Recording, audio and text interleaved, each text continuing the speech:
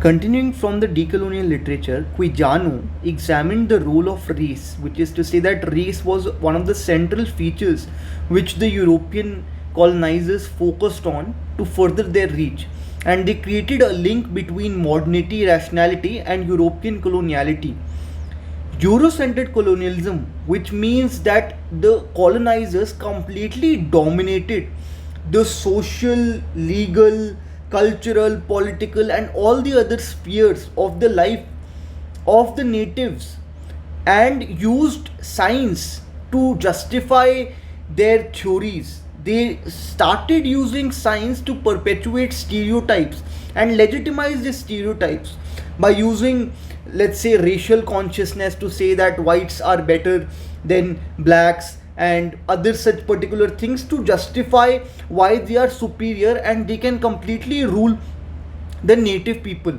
Now, this was further done by them by carefully and very intelligently using the elites present in the native society and ensuring that these elites subscribe to their view and these elites buy into their narrative.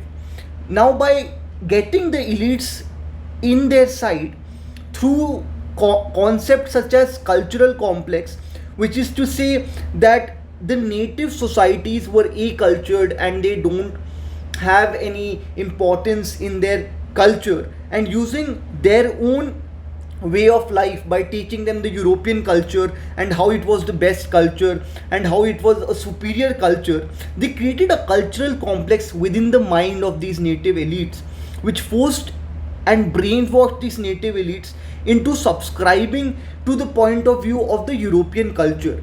Furthermore, a cultural coloniality was created when the Western imperialists completely denied the existence and the experience of entire civilization of these people. Concepts like modernity and rationalities were used to appropriate time according to the needs of the European people, which also led to the otherization of the culture and the systems that these natives had in place. Their ontological, epistemological, and theological system, which is to say, the way they thought of things, the way they thought of religion, the way they approached certain ideas and examined their characteristics, all of that were otherized and completely ignored. The indigenous perspective was completely excluded and was thought to be of no value. Even if some merit came out of it, it was accultured in the sense that it was assimilated into the ideas of these European colonizers, which led to the creation of fault lines.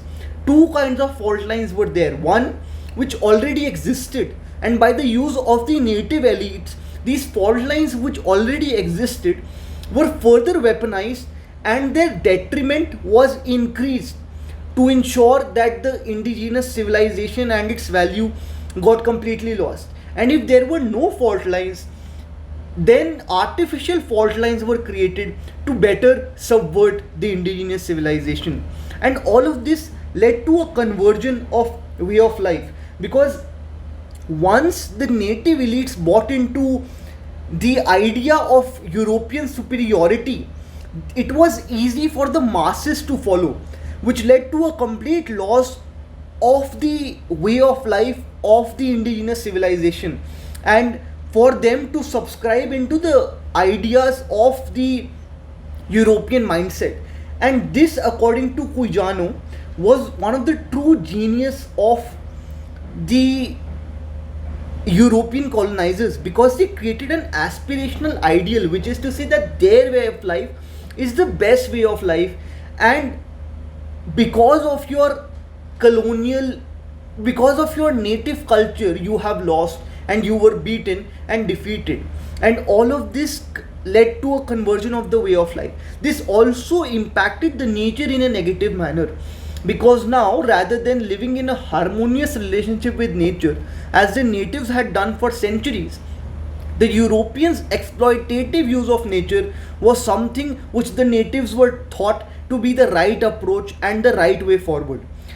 Also, the disastrous impact on nature was further continued with the creation of universal standards like the modernity and rationality, and all of these were used to create complex within the minds of these individuals on their own morals and ethics and religion, etc., being not of a scientific temper, being traditional in nature, and being old and, let's say, not that of a good value. And this led to the subversion of the indigeneity. And even in the present day and age, despite the fact that we say that coloniality is over, coloniality is still alive, because modernity and rationality still continue to exist, and terms which are used against terms like indigeneity and to give a bad meaning to the term indigeneity. Now, the origin of the term modern and how its colonial link is there is also talked about by author J. Sai Deepak by telling us of a paper written by Patricia Seed called Early Modernity, the History of a Word. Now, Patricia Seed traces the origin of the word modern by first to northern Italy and the Roman Empire. Now, herein it was used to compare two architectural styles, and the meaning of the word was different. During the 14th century, in the Dante's Divine Comedy, the use of the word modern was more in the lines of contemporary. It was only in the 1430s when in the southern Romance languages, modern was used to show past in poor light.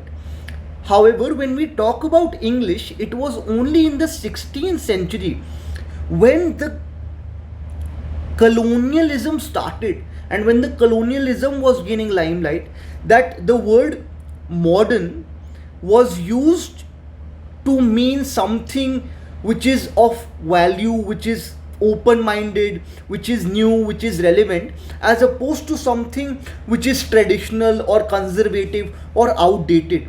And all of this was used to basically subscribe to this idea that modern is better, and whatever is not modern is archaic and something which has to be frowned upon or outdated and rigid and not open to new things. And this nexus between modernity and colonialism is something which has to be kept in mind according to the author.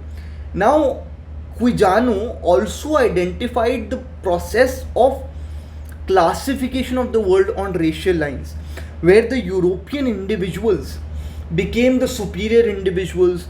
The European individuals started to discriminate between people based on specific skin tones, when one particular skin tone was said to be the master and the other particular skin tone was said to be the slave. This difference between West and East was also further brought into the limelight through this classification of the world on the racial lines, such as stating that the west side is civilized, east is not, east is uncivilized, west is rational and the east is not, and so on and so forth. Thus this classification gained a lot of traction.